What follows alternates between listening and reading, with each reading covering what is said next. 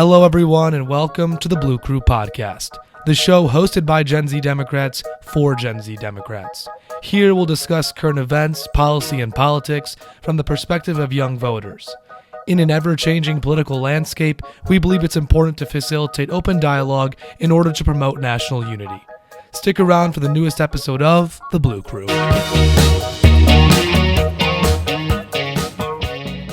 Hello, welcome to the Blue Crew Podcast. We are the Blue Crew, and we created a podcast to give a voice to new generation of Michigan Democrats. Our goal is to connect with young people who are passionate about shaping the future. My name is Cassidy, and I'm going to be the host of this episode. I'm currently a student at Wayne State, and I'm gonna be asking all the members questions, have everyone do their introduction so we all get a feel for who the Blue Crew is. So I think we should all go around and introduce ourselves. Like I said, my name's Cassidy. I am a current student at Wayne State. I'm a young Democrat. And could everyone else introduce themselves? Hi, I'm Isaac. I recently graduated from Albion College with a degree in political science and sociology. I've been into politics pretty much my whole life. I love unions. I like iced lattes and drinking them. And I also like playing games on my Nintendo Switch. My name is Vanch. I go by he, him pronouns. I'm currently studying philosophy at the University of Michigan, here in Michigan. I'm really interested in law and policy and all those nerdy stuff. I like playing pickleball every now and then. And my love for politics really started after the 2016 election, and I really became passionate after learning more about world and US history and really just seeing injustices happen real time through social media and other news. Hi everyone, I'm Will. I'm a rising senior in high school. I've always basically been interested in politics ever since I was debating my classmates in like middle and elementary school about what issues and whatnot. I would say I'm most interested in like geopolitical stuff. I like internationalist ideas, stuff like that. And I'm really excited to be here. Hey, my name is Johanna, and I'm a senior from NC State. I'm majoring in elementary ed and Spanish. So, something I like to do for fun is I like to listen to music, I like to rock climb, and I like to go on walks. I'm passionate about politics because I want to see change, and I can see how certain policies affect the people around me. So I know that politics impacts like every aspect of our life. So I think it's important to stay up to date with everything. Hey all, I'm Zach. I'm a rising sophomore at the University of Michigan. I'm a pre-law student there. I write for the Michigan Daily as an opinion columnist, where I write about things like American democracy and current events. I became passionate about politics like Vanch after the 2016 election, and I was just shocked at how we could elect somebody like Donald Trump and sort of started working on ways to, prevent someone like him from ever reaching the Oval Office again. Awesome. Which I would also agree that probably the 2016 election was my big, event that inspired me to get involved in politics. I was like, I think I should do something. Just the time felt right. I think that was a big motivating factor for a lot of people. Which kind of goes into my next question, which is what motivated you to join the Blue Crew? Which I think we established that the 2016 election was a very big motivating factor.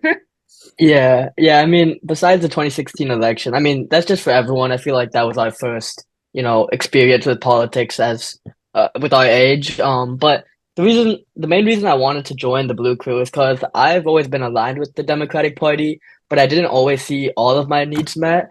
I really wanted to be engaged in politics with other young progressives who had ideas similar to me. And I think it's just specific issues like gun laws and tuition costs and just overall like cost of living for people our age. These are issues that drew me in because the people voting on these laws are much older than we are. So I really wanted to get involved and make a change. And I thought the best way to do that was aligning myself with other young progressives. And I found that through that, we really can make a change because there's strength in numbers. Yeah, no, that makes sense. Like along with the election, that like I just knew that like in that time I was in high school and like I knew that I felt I couldn't do anything. So now that I want to make sure that I did do something to do some change. And like along with what he said, it wasn't a specific issue, but it was like the idea of seeing that like a lot of like people my age were not really interested and not really interested in voting this year. So I just wanted to make sure to like get the most people out there to vote. Well, it's kind of sad to see like people from our age group just like not paying attention. And I think Vansh, I don't know if you're going to say this, but like part of doing this is just like getting that out there and making sure people are paying attention.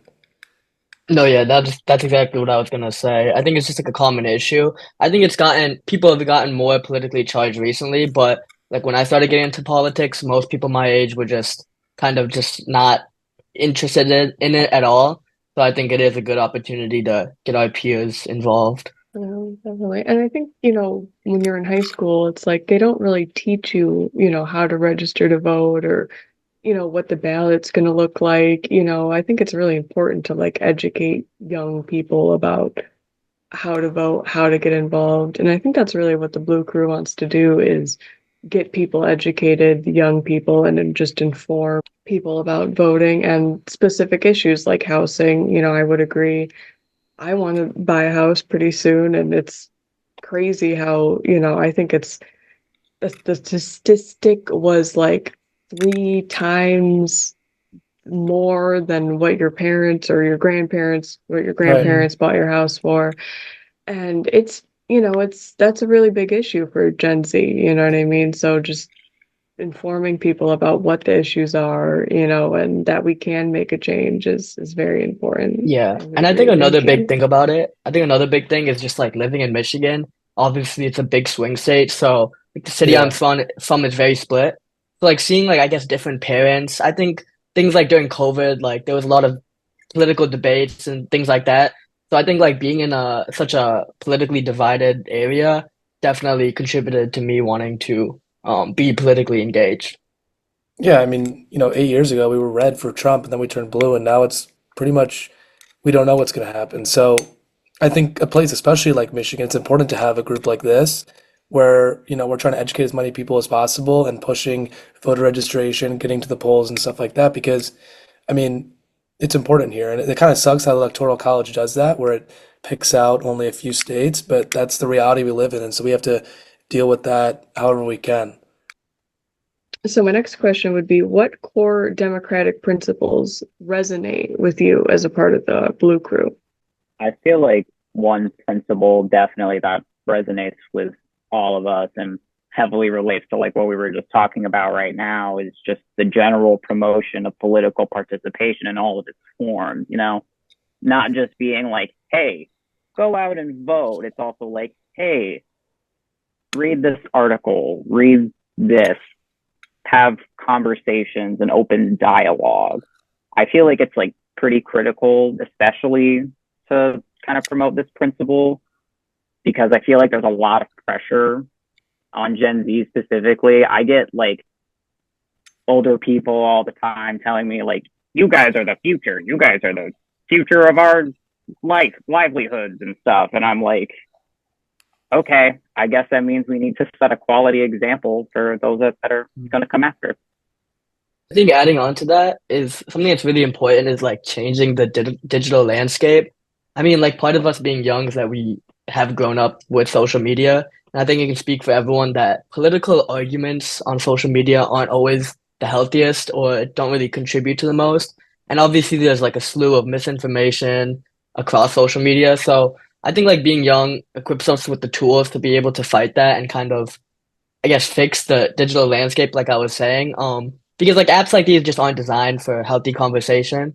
So I think creating spaces where you can have healthy dialogue, whether you're a progressive or a conservative, I think that's important. That's awesome. That's awesome. Yeah, I would agree with Isaac that I think just the core principles of, voter education is definitely one of like the big things that makes me want to join. I've always been someone who really wants to get people registered and, you know what I mean, get out the vote. So I think it's important that we all just voice our opinions. I mean, that's the one thing that we can do. And, to be in a country that has that is, it's important to exercise that right that we have, because there's a lot of people who don't have that right. Yeah, and also working towards ways to make that system better, whether that's, abolishing the electoral college so every voice is heard, or, automatic voter registration like they did in Pennsylvania. These are things that we can take, and steps that we can take to better our democracy, increase civic engagement, stuff like that. Yeah, I agree. And I think Yeah. that's where the value of having young people comes in. It's just like fresh ideas. We're not Yeah. constrained to tradition. I think that's the really cool thing about living in Michigan too right now, because we've been this purplish, like Yeah. lean red kind of state for so long, and we just got the blue trifecta, and you've seen like all of this legislation just come pouring through. Like we're getting to sign so much like awesome, amazing legislation, and normally it's not like that because like in California, which is a blue stronghold, it's just always been like that, or Mhm. in a red district is or a red state, it's never going to be like that. But when you have this thing that's all of a sudden you actually get to see the shift from purplish red to blue trifecta, you get to see all the amazing stuff that Democrats can actually do, which is really cool to watch. Yeah. I mean, you also get to see like what the government can do. I feel like when Republicans are in power, they don't really do much either. So it's not like, so when it's blue, then you actually see that the government does do stuff and can help you. And I like that. I think you're right, Will. I like that. That's awesome. My next question here is, are there any personal experiences that you want to share or stories that relate to the political sphere and your journey in the political sphere? Well, I mentioned earlier that I'm a writer for the Michigan Daily, an opinion columnist, and this is relatively new. I just, got the job last September. But having been exposed to, I mean, freedom of speech, freedom of religion, you're exposed to that every day, but freedom of press is not something you're always on the other side of. And so since I've been writing articles and discussing things with my colleagues, you start to see the importance of, a free newspaper, a free news source where you're not intimidated by the government and where facts are facts, and not, alternative facts like Kellyanne Conway likes to say. Um, anyways, being on that side and sort of having that point of view from like a journalist perspective, I see the importance of our liberties and our values. And I'm not saying you have to be in a Republican camp or a Democratic camp, but being on the side of freedom and of like I said, free press is important. And unfortunately, one side, the Republicans, Donald Trump, whatever you want to call them, are attacking that. Donald Trump says the free press is the enemy of the people. This is authoritarian dictator stuff. And I think having experienced what it's like to actually be able to voice my opinion publicly, and through a legitimate news source, I've seen the importance of the First Amendment. Yeah, I think for me, the personal story I have is the most personal experience I've ever had with a voter or anyone in this kind of field politics. When I was just like rising 10th grader, I was basically just out of middle school. I volunteered for a campaign. It was Andy Levin. It was in this really hard primaries, in this onslaught of a primary, and it was focusing on turnout and flipping. And they would send me out with my little like notepad, my little script on my phone, and they'd be like, just like talk to people. And I was going to these independent households, someone who had never donated to a Democrat before, was not leaning blue. So it was kind of a lot of brutal conversations. But my first day was like, it was like divine intervention is the best conversation I've ever had with anyone. I knocked on this guy's door and he came out. He was this veteran. He was the nicest person ever. He was he was kind of like a traditional conservative, kind of like believed in small government, but he really struggled with a lot of things financially. And so he really appreciated a lot of Democrats' sort of like social safety net ideas. And the thing that really clicked with him was Andy Levin's wanting to lower RX drug costs and how committed he was to bringing those prescription prices down. And that really resonated with him. And this person who was traditional conservative, not something you would, not someone you would consider a blue voter, actually saying like, okay, yeah, I'll go out and vote in this primary. And the best connection I've ever made with someone. And honestly, it's been all downhill since. I've never been able to I've never been able to like lock in with someone that well. But it was such an amazing experience, and it totally got me hooked on politics and personal connection. Right, and that's kind of what I mean, like when we don't need a camp, right? You don't have to call yourself a Democrat or Republican. Just be on the side of a better society, a freer society, and you'll see the results. And so I like that when some people might have more traditional views, but are more open-minded and intellectually honest with themselves to be like, hey, I don't have to just vote down the ballot. I can make choices based on my own personal principles and values. That's awesome. That's a great experience, Will. I had kind of a similar experience. I was on a campaign for Kevin Hertel for the 12th District State Senate, and I was knocking doors every day. And it was wild to see that when it came to election day, he ended up winning by 300 and something votes. So those conversations can be very important to people. And, I remember we would knock the same doors twice. We would go back twice. And, the people remember you. They remember what you said. They remember that, even if it was 30 seconds, that just connection that you made with them. And that's an awesome experience, Will. And Zach, I did have a question for you. You said that you write. I Yeah. wanted to ask you, what has been your favorite topic to write about, or something that you wrote about? This is like a shameless plug. But I'll say my favorite topic is well, I'm writing one right now about Donald Trump's conviction that I really like. But probably my favorite one has been basically my warning of like the threat of Christian nationalism and the rise of Christian nationalism. And like as a Christian myself, how I view that as sort of like a perversion of my faith and clearly against the Constitution. And I don't know, it's been one of my favorites. I think it's like probably, I mean, it's one of the most important things this election too, is just like maintaining the, like I said, First Amendment, free speech, free press, free religion. Those are all under attack. Never thought we'd say that, but all under attack by the Republican Party. That sounds like a great. I would on it if you send that to me, I will read Yeah, it. I'll That shoot it sounds over for sure. awesome. Yeah. I would love that. Thank you. My next question here is, what challenges have you faced as a young Democrat? And second question, how have you overcome them? That's a good question. I think my biggest challenge was just like being a little intimidating and not knowing where to start. Because I think, at least for me, it started with getting educated on politics, and I knew I wanted to get involved. But I was like, I was a little worried. I mean, getting involved is a little intimidating, especially when you're young. Like I just didn't know what to do, who to go to. I thought that I would have to like immediately start going door to door, but there are a lot of spaces that make this easier. Like high school and college clubs. There are like a lot of political groups that you can get involved with. And I feel like sometimes we feel hopeless with our representatives, but like the only way for us to change is just to get over that hump of intimidation and just get involved. And getting involved doesn't necessarily mean working on a campaign or doing anything of that sort. It could just be like super simple, sending your representative a letter, like joining a protest, going to a round table, or just like the simplest, but it's probably the most important, which is voting.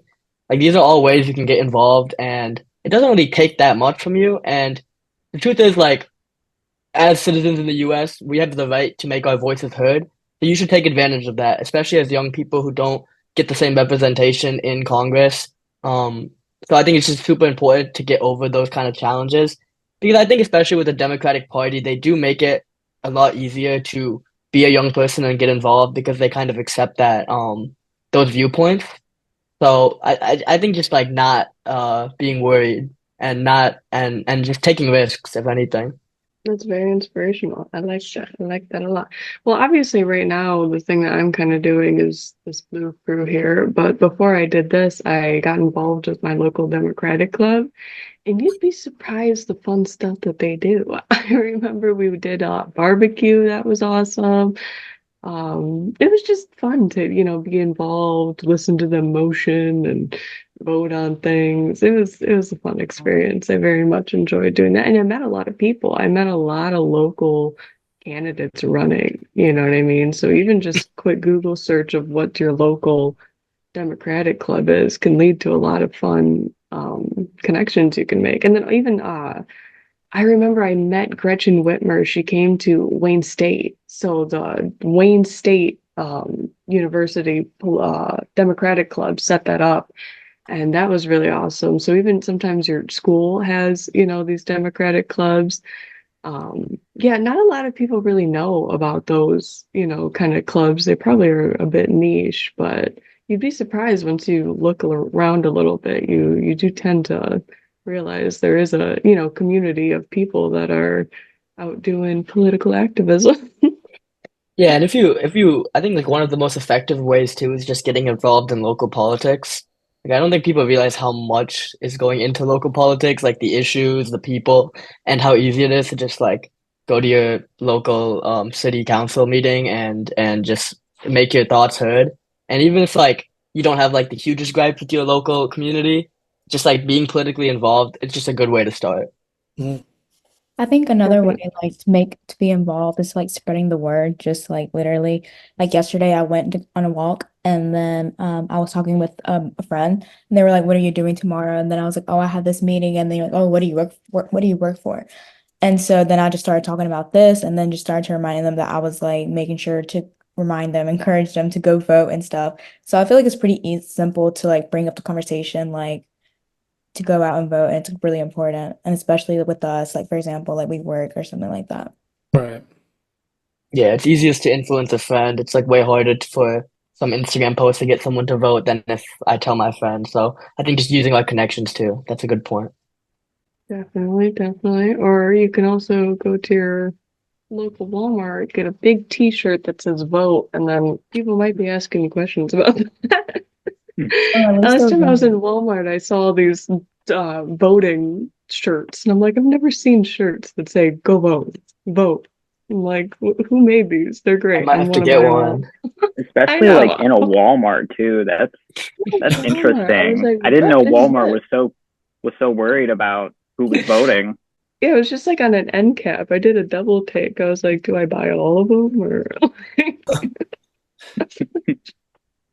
Oh yeah. So Johanna, I did want to mention too, or and Vanish is that local politics. It was Vanish that actually said that local politics bunch. I'm so sorry. That like I think there's about 12 people. I live in Chesterfield Township, and there's about 12 people running for trustee. I see signs everywhere. It's a wild amount of people that are running because normally those um kind of city council elections, they're quite small, quite niche, not a, but there's a lot of people running, and it's very interesting to see like the dynamic of, how that's going to play out. And then also, I just joined the Chesterfield Beautification Board, and I'm pretty sure also like other cities, most cities have a beautification board, and we kind of talk about what flowers to plant and how to, clean up the trash and just different things. And so that's another great thing that you could join, even if you're not too much into the city council. The local beautification board is a great place to find some people who are interested in caring about the planet. Yeah, my local school board elections kind of go crazy. There's always like just They so were many Yeah. signs contentious. everywhere. Yeah. My next question here for everyone is, what victories would you like to share as a young Democrat? I mean, right off the bat, I think this podcast itself is a victory. For the past couple months, even like last summer, Will proposed the Discord, which we just launched, which I want to get into that. Will ask you a question in a second. But, the TikTok, the Discord, the podcast, our Instagram, our YouTube, these are all things that I think are going to prove to be great platforms in reaching out to younger voices, younger voters. Our goal here is to make sure that people are voting and understanding who they're voting for and why, but also to have some fun and kind of like get people hooked on politics if you want for life. But Will, in regards to the Discord, which I think is probably one of my favorite things we've done, did you always like have an idea for political parties to do that, or how did you? Because I know you proposed it last summer, and then we kind of brought it to fruition in the last couple months. So how did that all happen?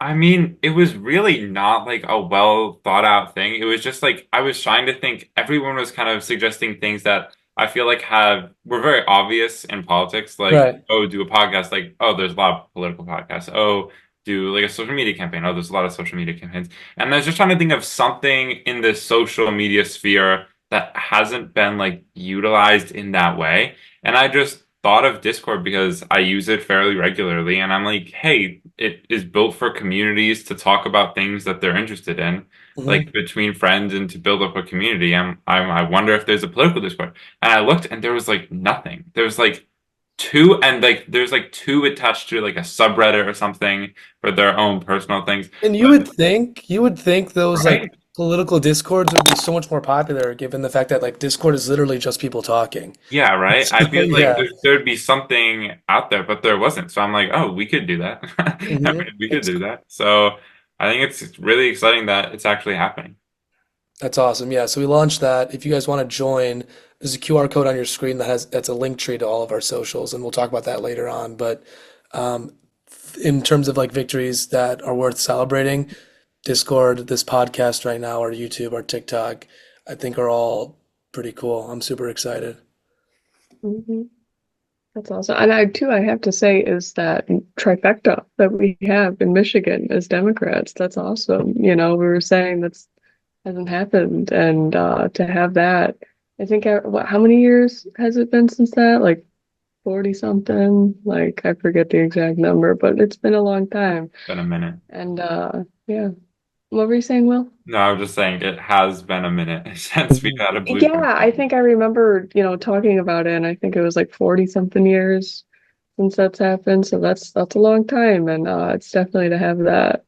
That's a victory. That's a victory for sure. And to name drop again, I guess, I mentioned that I was on a campaign for Kevin Hertel with his brother, Curtis Hertel, was also in the Michigan Congress.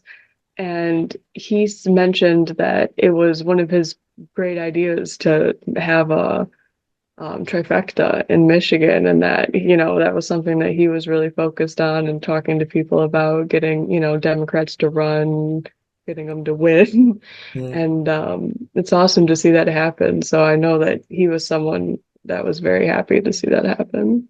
I can move on to my next question here, which is, what would you say are the goals of the Blue Crew? I feel like one major goal that's definitely reflected by our plethora of social media platforms is just kind of like overall political engagement, engaging with issues and learning, I guess. And through this, we're also reinforcing these fundamental democratic principles, such as human rights, for example, and all of the issues that kind of fall under that umbrella. Because I feel like everything, I don't know, everything is human rights and human rights is everything. That's kind of how I feel. And I feel like it's pretty imperative for us to be doing what we're doing right now, currently, given the political climate we're living in and current events and everything that's going on in Gaza. And it's, it's pretty critical. Yeah, I feel like our goal is to like make sure to have people informed about what's going on and also to like remind like our young voters to go out and vote and make sure that they'll be doing that in November. I would say my biggest goal for this team is just to be present on social media, be a big influence, have lots of people see us, get lots of hits. Just because really what elections are about is reaching out to people and making that connection and going to where the voters are.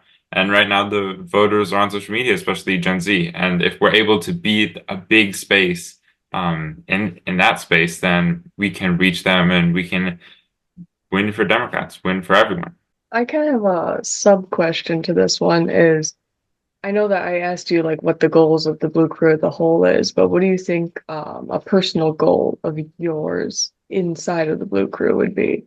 Like mine personally, I was kind of like one off a couple years of like being like a musically kind of Vine, I feel like I just missed it by just a smidge. And so I think learning just how to just post and just what's trending and stuff, like I feel like I'm trying to really learn how to like make a good TikTok post, and you know what I mean? Because like talk to my little sister, she knows how to do click all the buttons, she can figure it all out. I don't know what the buttons mean. So it's, been a good learning curve of what, how to exactly make a good post. So that was my personal goal, is to get better at using social media. So I'm wondering what your personal goals would be as a part of the Blue Crew. I mean, I'm excited to use Discord. I think it's a great tool to just like talk about everything I love, politics, whatever podcasts or movies I'm watching or listening to and stuff like that. So, I'm excited. It's gonna be great. I feel like I also empathize with Cassidy, your idea of be like, I want to be an influencer. Like, I could do Mhm. it. Guys, I'm here. And now I get to actually do it. That's kind of exciting. I feel like I've definitely had that thought. Like, when I was like a kid, like 10, I'd be like, I'll be a YouTuber when I grow up. And now I'm actually like putting out videos, and that's kind of weird, right? That reminds me, like I feel like it was probably a pretty universal experience of wanting to be a YouTuber, but I remember making I was like obsessed with tea when I was a kid. Like I had all these different kinds of tea and I was so interested in like black tea and green tea, and I would make like these little YouTube videos like these are all the different teas that I have, and you just completely unlock that memory for me. I think That's along with awesome. Cassidy, I also want to like be able to like do a really good TikTok that I'm really proud about. And like hopefully like it gets a lot of views and hopefully like it reaches somebody at least, just like one person at least to make Yeah, sure. like I want to say I made something go viral. I feel like Yeah. that's a very cool thing to have happen. Well, I actually have a few bonus questions if you guys want to do a bonus question. We can do a bonus question. Um, okay. So, okay, I kind of like this one is where do you see yourself in 5 years? Or what is a long-term goal of yours? I guess my goal for like 5 years from now in terms of politics or career is just like figure out what I want to be doing. Because right now it's kind of hard to like predict so far in the future. What am I gonna want to do? How, like, I also have had the law school thing. Like, is law the way I want to go, or is just a political science degree and then right into politics? Do I want to be on the political side or do I want to be on the policy side? All these questions. And I think by 5 years after doing internships and college and all of this stuff, that my goal would be lock it down by 5 years and have it figured out by then. That's a good So goal. your That's a goal good one. 5 years from now is to know what you want to do in 5 years. Yeah, exactly. All right, well, hey, that's good. Honestly, yeah. Good for you. Mhm. Well, my kind of 5 year goal was I really want to be elected for something. I don't know what. I think my long-term goal would be I want to do the Michigan Senate. I think being a part of the Michigan Senate or even the federal Senate, the big boy, that would be cool too. But, I don't know for 5 years. I mean, what am I, 22 right now? Even just being elected for something like Chesterfield trustee, I think I would be happy about. There's so many things to be elected for. All right, you guys are all giving like really great answers, and my only like goal for like a 5 year plan, I guess, is to move out of my parents' house. That's But a good goal, I though. mean, Love that's That's that. like I, a That's a very good goal. yeah. yeah, good goal. we'll see because housing crisis that Yeah, I we're was about to currently ask, Yeah, like, right. I have a lot of friends who live in apartments. Do you want to move out to apartment or would you want to buy a house? I I mean, I don't know. My goal is to just kind of like save enough money so that like I feel confident about like moving out and like living in an apartment. I don't know if I want a house yet. I don't know if I'm ready for that Yeah, kind of commitment. yeah. I don't want to mow a lawn. And I That's a want to good get to the point. point where if like I can have a house and I can like pay like the neighbor's kid to like mow my lawn for me. yeah, But I'm at your That's a goal is solid becoming goal. increasingly harder to obtain. Okay, I know. especially just Unfortunately, buying a yeah. house at first is just like okay, and then you want what is it? You want to give the neighbor a cup of sugar? Is that what you said? No. I No? was being like my Yeah. goal is to like not have to mow a lawn, and if I do have a Oh, lawn that I have an obligation to take care of, I'll be like, hey, I will give you $20 to oh, do okay. this. You want the You know, neighbor. yeah, that's where I was going. Okay. But yeah.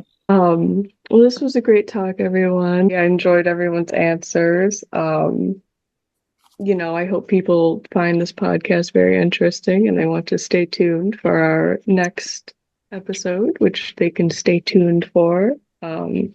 As Zach mentioned, that you can find the link tree. We have a QR code here, and then we'll also definitely link the link tree, or most of our socials on Instagram, TikTok, YouTube are MDP Blue Crew. So if you search MDP Blue Crew, you could also likely find us there. Thanks for listening, and remember to stay updated by following us on all our socials. Until next time, this has been the Blue Crew Podcast.